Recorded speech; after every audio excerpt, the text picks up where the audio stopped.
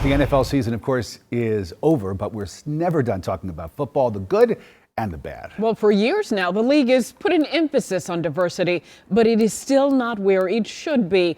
Our Emily Gagnon joins us now live from Mercedes-Benz Stadium to tell us a little bit more about this. Emily? Yeah, the NFL is definitely missing the mark, guys. I can tell you this. The Rooney Rule, it started almost 20 years ago, and since then there hasn't been much change. It states in part that every team in the NFL has to interview at least 2 external minority candidates for head coaching jobs and at least 1 for general manager openings. Guys, what you're about to find out is that the NFL has a long way to go. I've said this to you all many times. I'm not sure there's an issue that we spent more time working with our ownership on. What's the point of having a rule when it doesn't make a difference?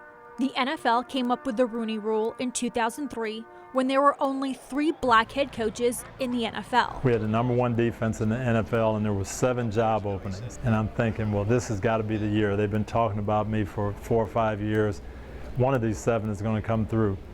I didn't get 1 interview. Fast forward to 2021, it's the exact same number. All we can do is do our best. NFL Commissioner Roger Goodell better get to work. It wasn't what we expected, and it's not what we expect going forward. They're not the outcomes we wanted, but we want it to be a natural process. We want it to be a process that is what we believe in diversity is making us better.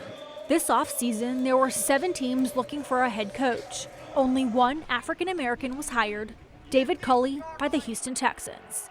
It's said that Chiefs offensive coordinator Eric Bieniemy interviewed for almost every, if not all, 7 vacancies. We know the Falcons interviewed him. He never received a single offer. You don't ever want to be recognized for what you do by your race or your color. You want to be recognized in this profession by how great of a coach you are, or how much of a leader of men that you are. When you take a look at black general managers, there are 5 in the league. 3 were hired this offseason, including Terry Fontenot.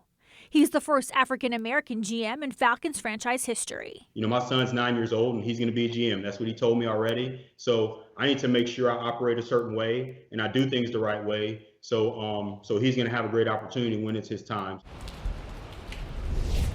And before Fontenot was hired, the Falcons, they were one of 7 teams that had never had either a GM or head coach that was black. And guys, if you're wondering how many black presidents are in the NFL, I can tell you, just 1. How about owners? None.